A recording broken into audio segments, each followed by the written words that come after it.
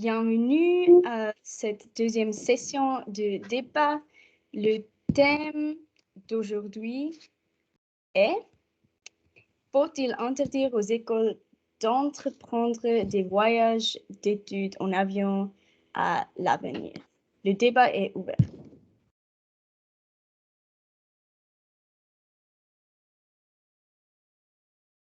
Bonjour à toutes et à tous. Le débat d'aujourd'hui porte sur la question: faut-il interdire aux écoles à entreprendre des voyages d'études en avion à l'avenir? Et la réponse est oui. Comme le disent de nombreux scientifiques et l'Office fédéral de climatologie et météorologie, en Suisse, les températures ont augmenté de 2 degrés lors des 150 dernières années, soit beaucoup plus que la moyenne mondiale qui est de 0,9 degrés. Si rien ne change, en été 2050, les températures moyennes pourraient augmenter de 2,3 à 4,4 degrés, ce qui serait catastrophique parce que cela apporterait des précipitations violentes, des canicules et des sécheresses, ce qui mettrait directement en danger la vie de personnes fragiles, comme les personnes âgées, et les commerces fragilisés par ce potentiel changement climatique, dont l'industrie du ski, du vin et les agriculteurs. Sachant que le trafic aérien est responsable de près de 20% de l'impact environnemental total en Suisse, je pense qu'il est urgent de trouver des alternatives. Il y a comme alternative intéressante le train. Effectivement, le train trouve des alternatives. Alors, le train est 20 fois plus écologique que la voiture et l'avion. Les trains des CFF sont aujourd'hui déjà alimentés à 90% en courant électrique d'origine hydraulique. Et d'ici à 2025, tout le courant de traction proviendra de ressources renouvelables. Le fait que les CFF économisent autant d'électricité constitue une incitation financière. Un effet secondaire appréciable, surtout dans une situation financière tendue à cause de la pandémie. Rien que pour l'année 2021, les CFF ont économisé environ 40 millions de francs grâce au projet énergétique. Ils souhaitent aller encore plus loin. Le programme de CFF est consacré aux économies d'énergie et à la neutralité climatique. C'est fixé comme objectif une nouvelle économie de 350 gigawattheures par an d'ici 2030. Il compte donc sur une nouvelle baisse des coûts Il compte donc sur une nouvelle baisse de coûts énergétiques de 18 millions de francs. C'est pour cela qu'il faut interdire aux écoles à entreprendre des voyages d'études en avion à l'avenir.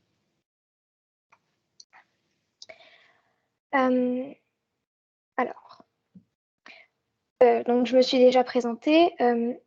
Aujourd'hui, nous allons débattre sur: faut-il interdire aux écoles à entreprendre des voyages d'études en avion à l'avenir?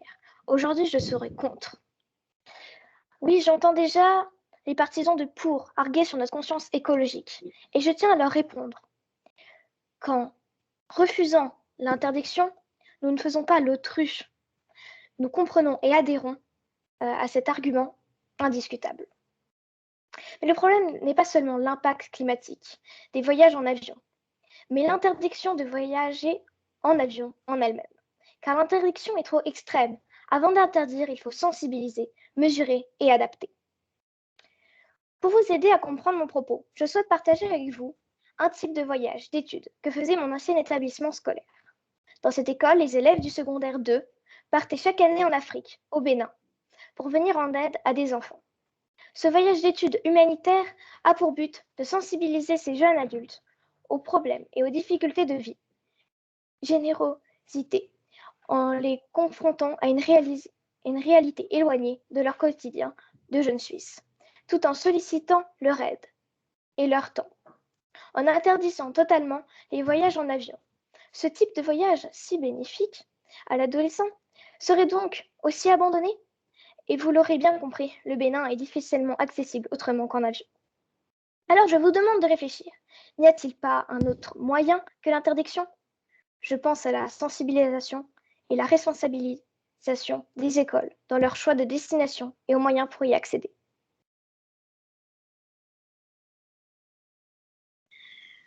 Bonjour, donc je suis Samuel Piccino et je vais, en tant que pour deux, prendre le parti pour donc l'idée de faut-il interdire l'idée d'interdire les voyages d'études en avion à l'avenir. Donc nous sommes entrés dans une période nouvelle, écologique, où il faut sensibiliser les jeunes, et quelque chose d'aussi drastique serait un énorme pas en avant pour sensibiliser donc les jeunes à la cause climatique.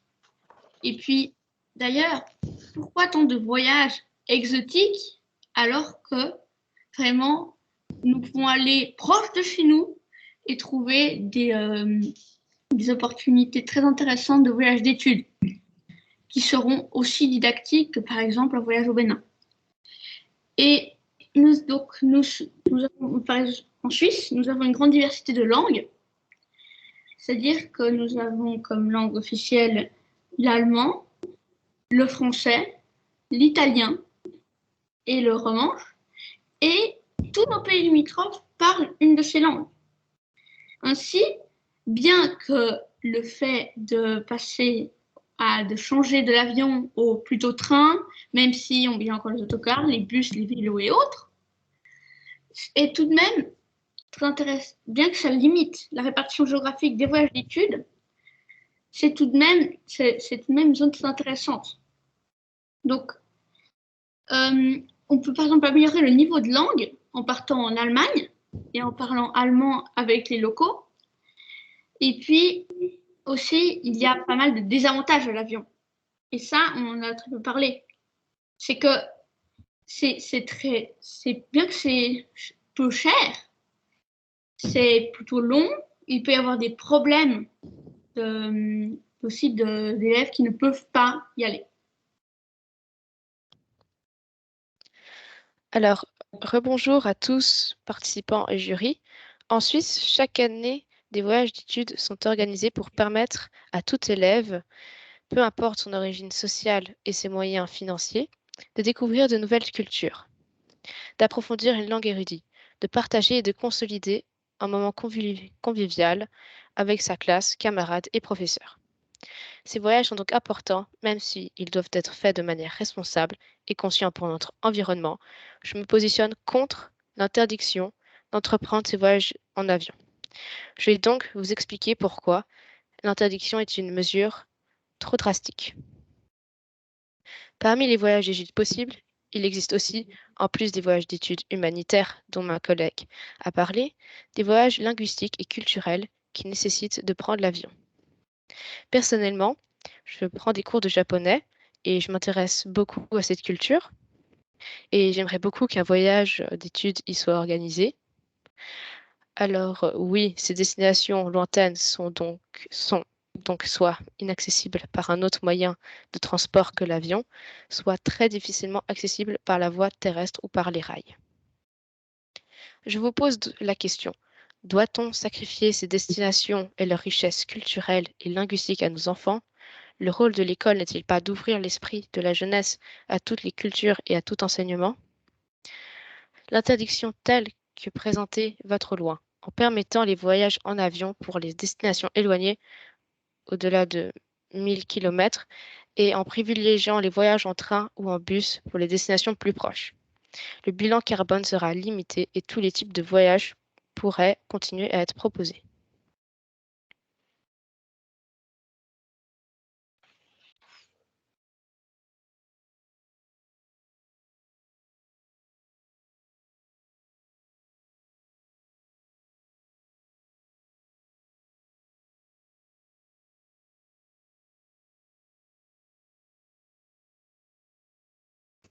Vous pouvez commencer la discussion.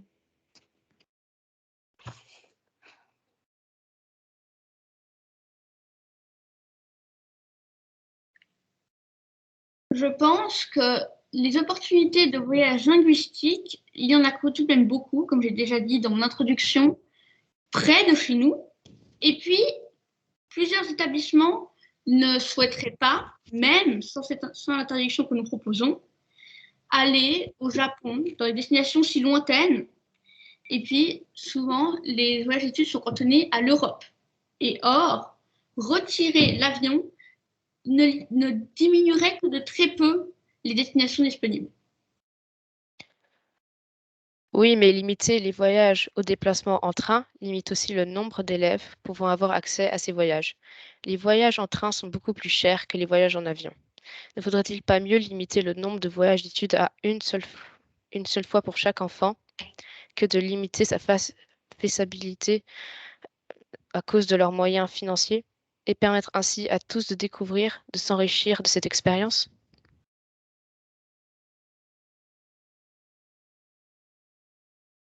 Eh bien, je peux vous dire que dans le canton de Vaud, cette idée, en fait, est tout de même assez... les établissements aident. Donc, vous avez parlé des problèmes financiers et certaines directions ont ainsi choisi de permettre un départ ou une arrivée hors d'un jour scolaire pour compenser tout le temps que prend le voyage en train pour les études et aussi des aides financières, donc un plus grand forfait, un plus grand budget alloué à la classe qui voudrait faire un voyage d'études en train pour compenser les coûts supplémentaires.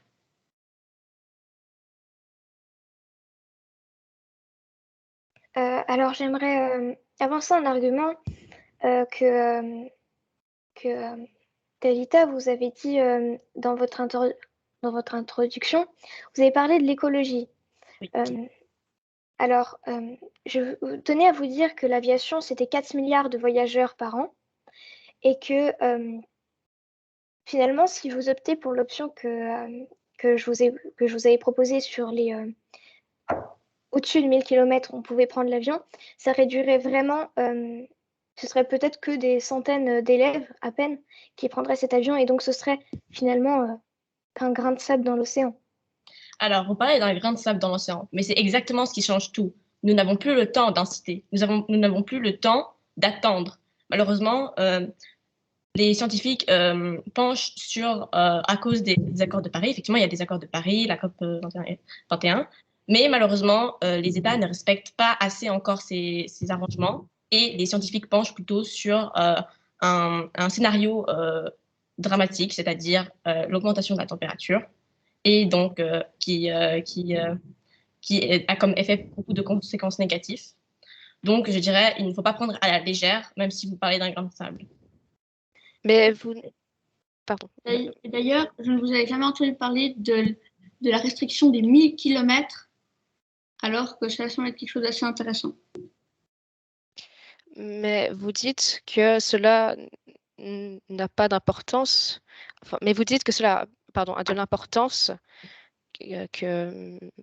Vous avez dit dans votre argument que cela a de l'importance, mais pourtant, vous avez dit juste avant que cela ne changeait pas beaucoup, que si des élèves ne prenaient plus l'avion pour des voyages d'études.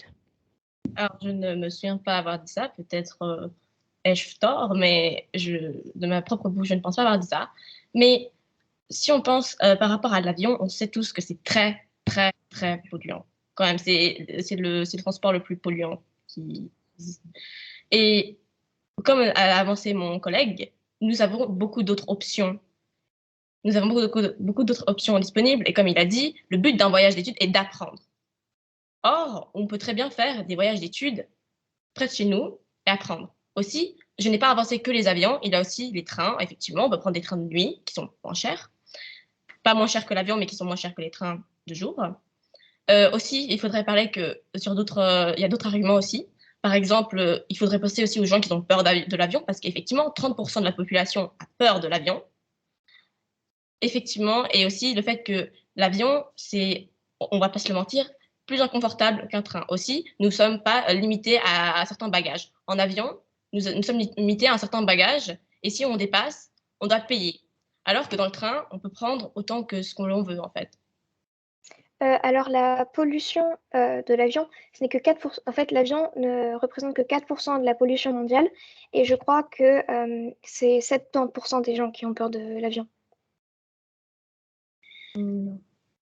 Alors, personnellement, je ne remets pas en cause vos chiffres sur la pollution mondiale, mais je sais que 20% de l'impact environnemental de la Suisse est de l'avion. Donc, vos 2%, il me semble, vos petits pourcents sur le monde comptent aussi des pays qui ne prennent presque jamais l'avion. Or, nous sommes un pays donc, développé, plus riche, qui prend beaucoup plus l'avion et il faudrait diminuer ce nombre. Et c'est pourquoi nous voulons interdire aux écoles d'entreprendre des voyages d'études en avion à l'avenir. Aussi, si on prend un aspect plus économique, on peut voir qu'il a quand même des conséquences assez intéressantes. Justement, on peut justement entretenir l'économie suisse et du coup, logiquement, c'est mieux de soutenir l'économie suisse que l'économie mondiale. Vous avez dit que l'avion est très polluant, Mais justement, le PFZ est en train de créer un combustible à partir d'air et de lumière, ainsi que de chaleur. Et ce combustible pourra ensuite être transformé en kérosène, ce qui nécessitera aucune manière polluante.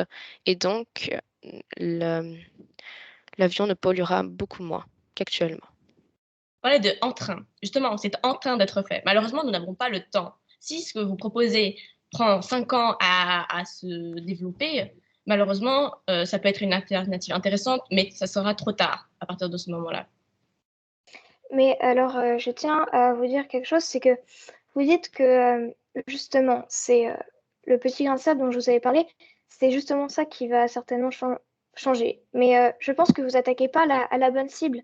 Que faites-vous de tous les touristes ou ceux qui font des voyages pour, euh, pour travailler, etc. Je pense que ce sont, enfin, d'ailleurs, je ne pense pas, c'est sûr, c'est eux qui polluent le plus de l'avion. Ce n'est pas les voyages d'études. Oui, Car- mais nous ne pouvons pas les affecter directement. On ne peut pas interdire de faire du tourisme. Or, en faisant des voyages d'études sans avion, nous sensibilisons les jeunes à ne pas utiliser l'avion. Donc, indirectement, nous diminuerons le nombre de touristes. Bien que c'est peut-être peu de touristes qui sont diminués, c'est quelque chose. C'est quelque chose. J'aimerais rebondir sur ce qu'a dit ma collègue du fait que les voyages d'études ne représentent qu'une infime pourcentage de tous les passagers et de toutes les personnes qui prennent l'avion. Mais je vous dis qu'il n'y a pas d'autre alternative. Proposez-en moi une. Nous avons par exemple comme alternative pour les voyages d'études que de prendre le train pour les destinations les plus proches, mais par contre pour les destinations qui sont inaccessibles en train ou qui sont plus lointaines, de prendre l'avion. Parce que j'aimerais rebondir sur ce qu'a dit ma collègue exactement. Euh, Interdire l'avion, c'est un mot beaucoup trop fort. Et quand vous parliez d'économie, si on interdit l'avion, et que comme vous le disiez Samuel, euh, interdire l'avion et donc faire que les touristes essayent de faire comme les enfants, que les jeunes en gros sensibilisent euh, les adultes, ça voudrait dire que l'économie de l'avion baissera.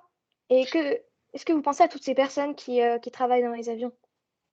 Nous ne pouvons pas faire la transition énergétique sans faire baisser progressivement les économies qui nuisent à la planète.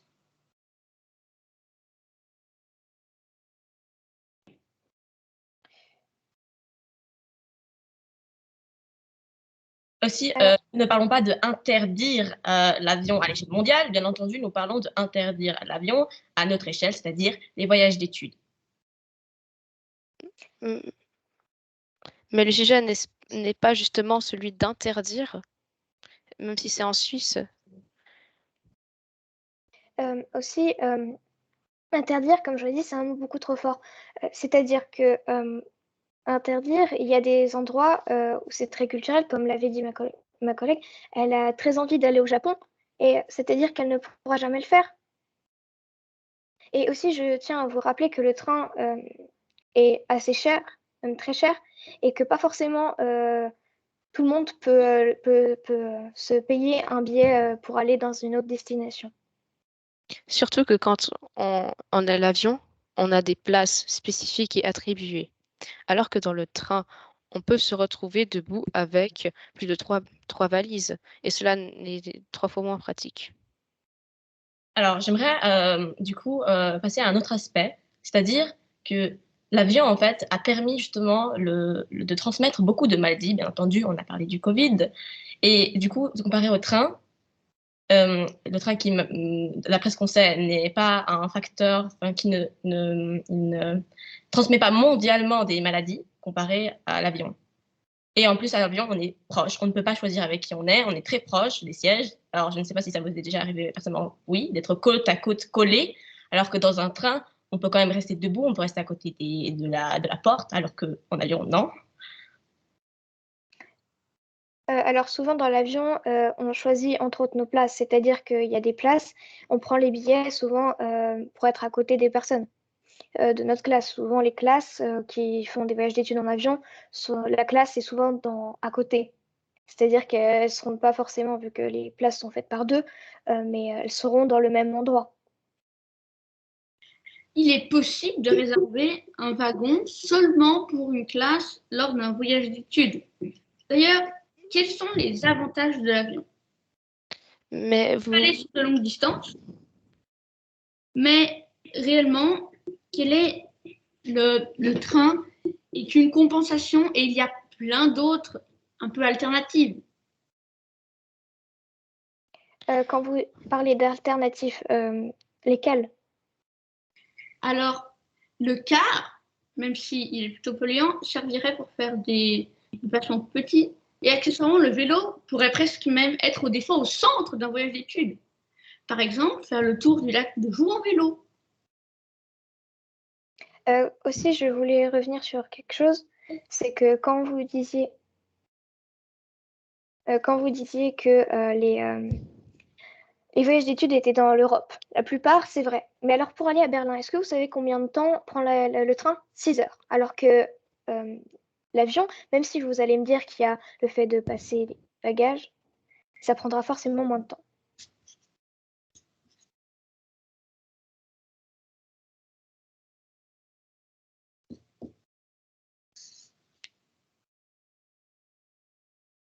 En conclusion, je garde ma position. Il faut interdire l'utilisation des avions pendant les voyages d'études. Qui n'a pas été déçu pendant ces 3 dernières années de voir qu'à Noël, il n'y avait pas de neige, absolument rien, un grand soleil. Moi, je veux que ça change. Et je veux que les générations futures puissent avoir un avenir possible, pas un avenir barré. Alors, tout d'abord, j'aimerais vous remercier pour ce débat très intéressant et instructif. Nous avons un point d'accord sur le fait que la pollution est un problème majeur, et je reste tout de même sur ma position de contre, car l'interdiction est une mesure forte, beaucoup trop forte.